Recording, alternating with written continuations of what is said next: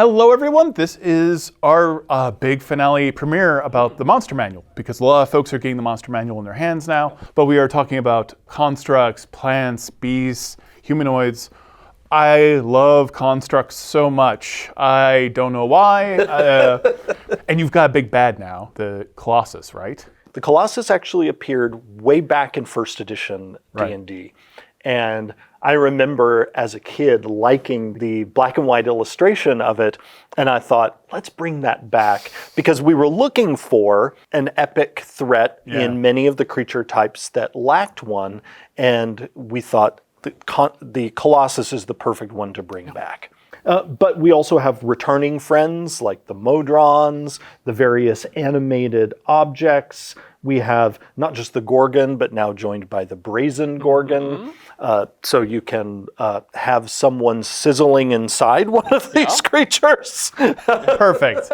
We haven't had the Gorgon in the construct category before, but this was an opportunity to, with all of the creature types, to take a look, make sure things made sense where they are, and make some adjustments. So now we have the Gorgon and the Brazen Gorgon that are going to be right there in the construct category. I am a sucker for the art of all this. I love the Shield Guardian, and using kind of the Shield Guardian's, controller as well. You even see that control amulet. Yeah, right exactly. there. Yeah, that sometimes can be a fantasy of getting one of those control amulets for a Shield Guardian as a player at some point. You've got the Helmed Horror in there, which is another classic, which doesn't have to be as evil as it sounds. Yeah. By the way.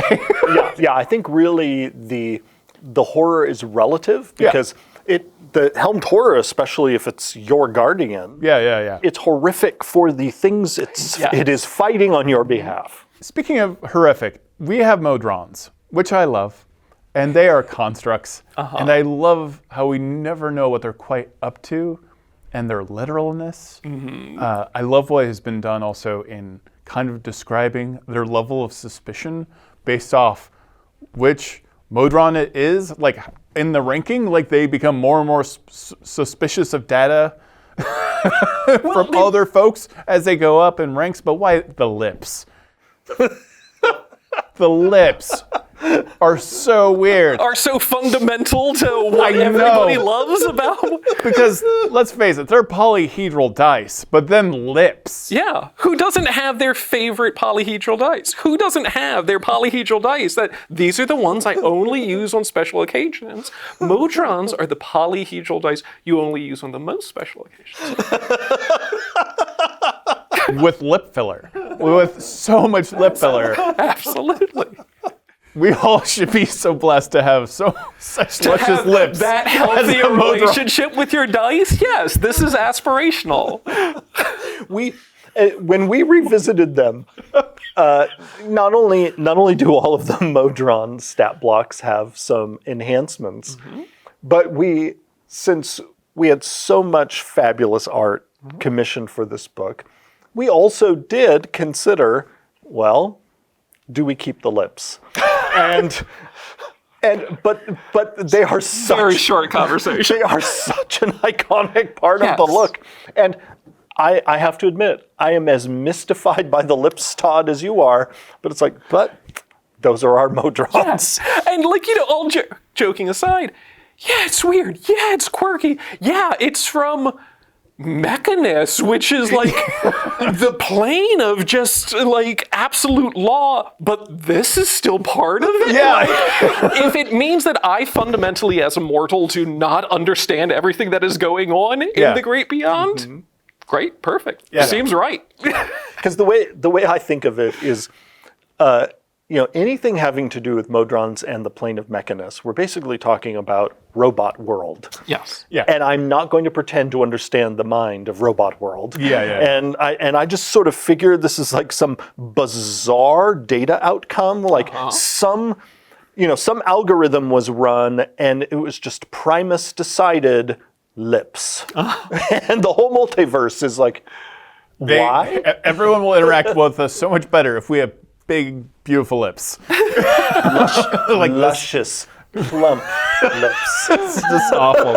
I also love the further you get up the Modron hierarchy, the more sort of And so like, oh, you're more mechanical. Oh, you're a little more alien. You're a little more. So like you start at this almost, I guess I can relate to that, to things get weirder and weirder as you go up.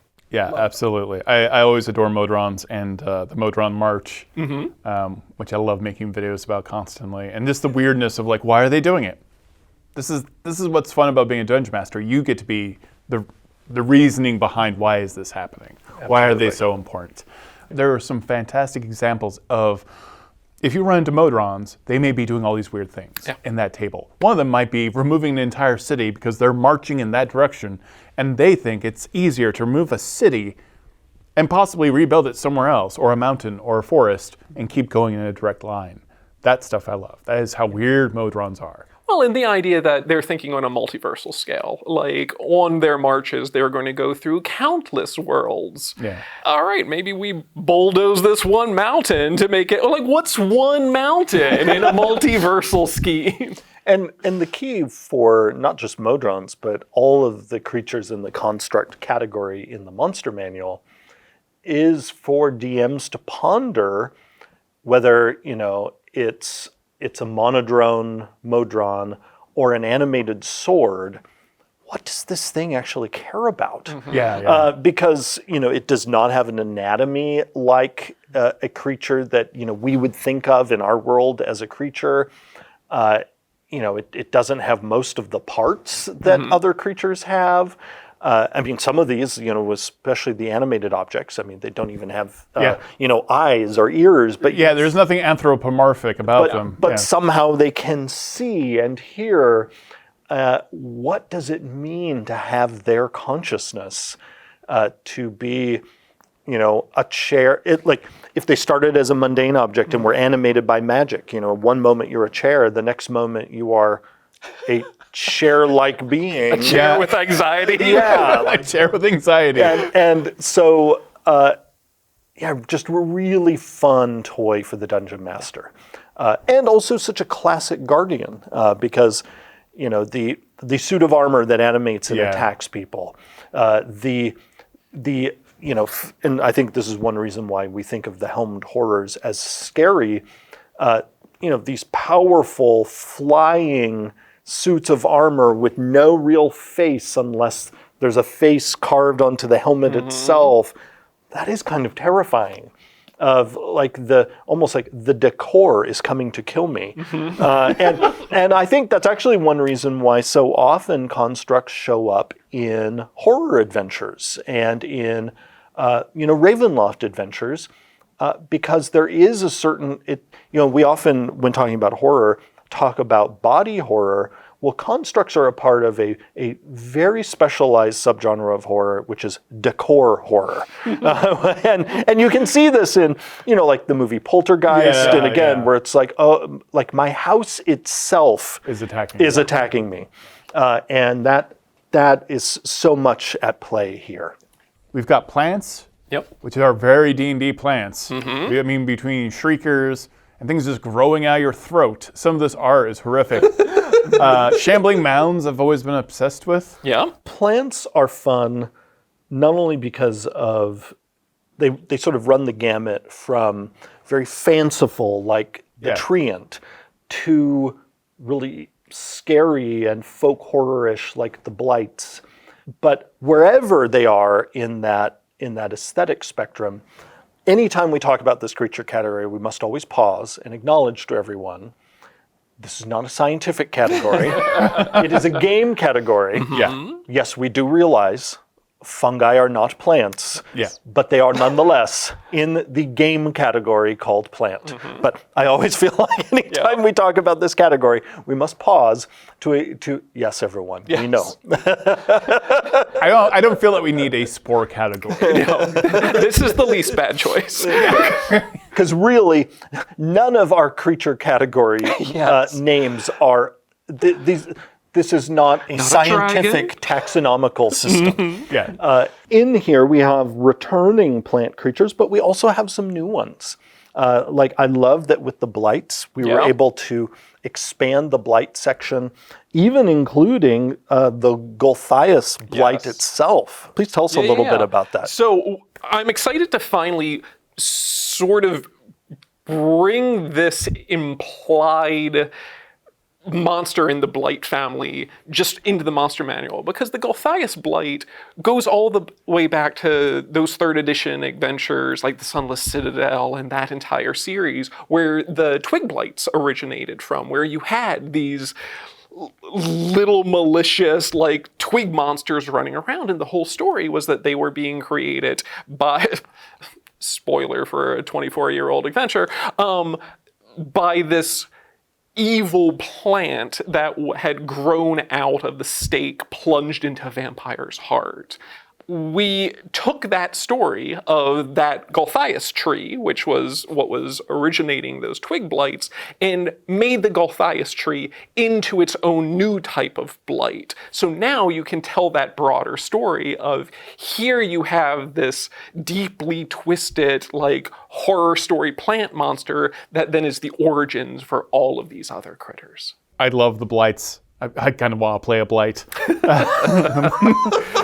It's just inherent. You show me a monster and I'm going to want to play it. Like, it's just a problem. But that's what DMing is for. I know. Yeah, I know. You get to play all the gremlins. Yeah. Another new plant creature that we have, which I actually featured in the Baldur's Gate 3 game, is the Violet Fungus Necrohulk. Yes. Yeah, I thought that was pretty funky. I'm glad we got to use that. Well, and the idea there was, when we looked at bringing forward the Violet Fungus, first off, we looked at, all right, since it's not going to be grouped in such a way that we can just have it take up a little corner of a page, we need the Violet Fungus to have a bit more page weight. And so we're like, all right, there needs to be a more powerful version of this. And we thought, well, what if you had a Violet Fungus that went so bad that it becomes a true threat? And yeah, it is essentially not just like the black mold monster, but I think you could also, DMs, use this as a trash monster. Imagine if there's a dump outside the village and the dump comes alive, the Violet Fungus Necrohulk is made for that. And I've always loved shambling mounds. I love the creepiness. They still interact with lightning in the same way. Yep. Well, and in fact, they interact with lightning more than they did before, because now there's actually a lightning damage component to them. As we reviewed every monster and we looked at amping up their mechanics, tying their rules more closely to their narrative, we saw that the Shambling Mound, for decades, has had this whole thing where it's powered up by lightning, but it wasn't doing anything with the lightning.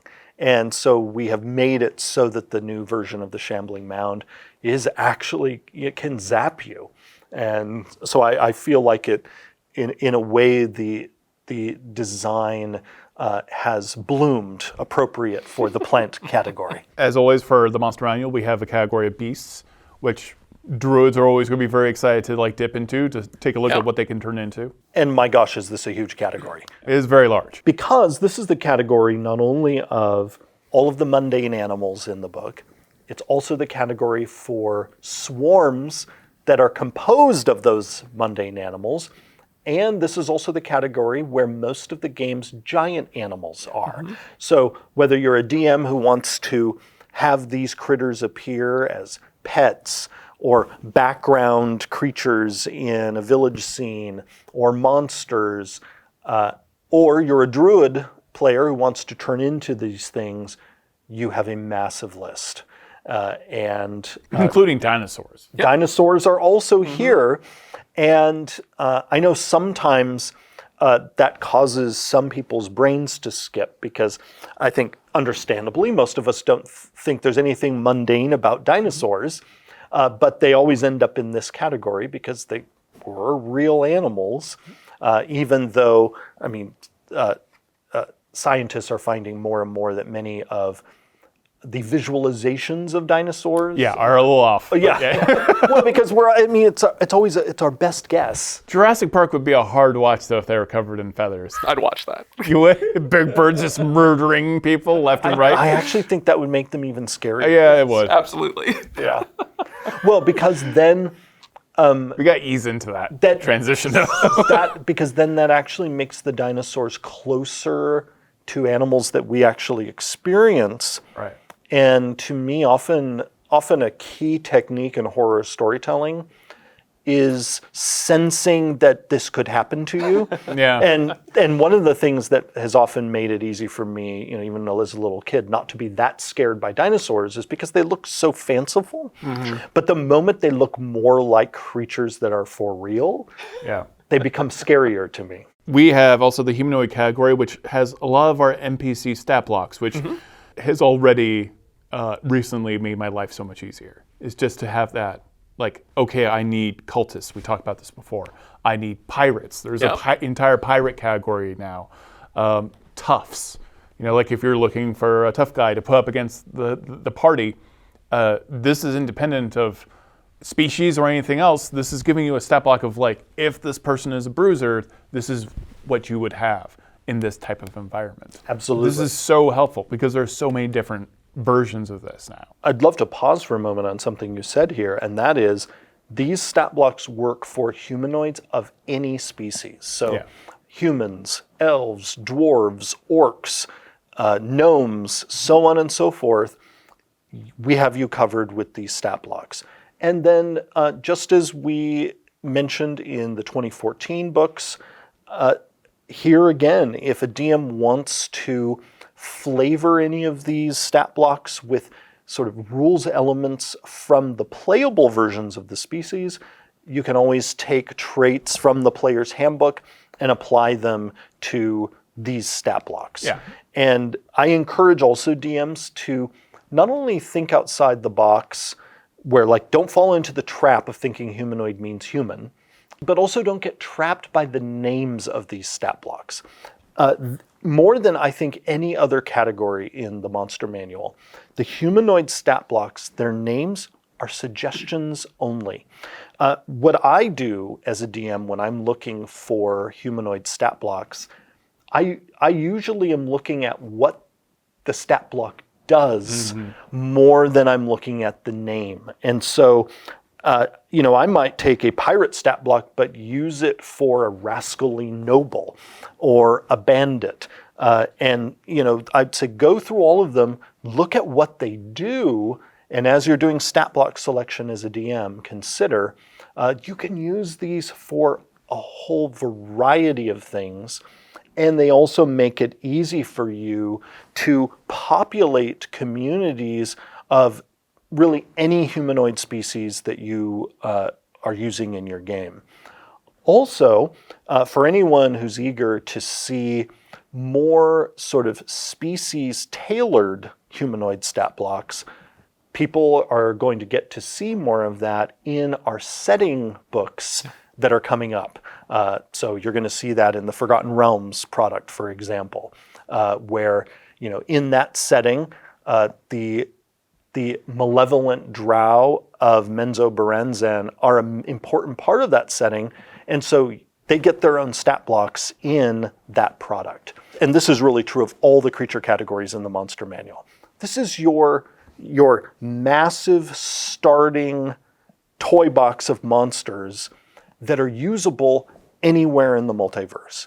And then the bestiaries in our setting products, that's then where we can provide you versions of things tailored to the cultures and histories of our different worlds. What does it feel like now the Monster Manual is finally getting out there? Seeing all three of them on the shelves together instead of particularly just two of them, it's like, it feels complete now. It feels like I have everything that I need to really start playing this, to dive in and experience all of the best parts of the new rules system. Really, so much of what's in the Monster Manual is using what had its groundwork laid in the player's handbook, in the DMG. Now that you're seeing all of these great new rules actually being utilized in the monsters in play at your game table, super exciting. Yeah. How about for you? Other than the fact that we've shot like 8 documentaries on these. I'll check what the runtime is. It's long. These books are the foundation of everything that we as players and DMs do in D&D. And so it's always fun to get new versions of them. And I say that not only as a person who has enjoyed playing and DMing every version of D&D, and also as a person who has worked on multiple versions of D&D. It's always just fun to have a new version with new stuff to play around with, because, I mean, as much as we all love the game, it's fun to have that injection of new surprises, new things to play around with, new things to tinker with in everyone's homebrew.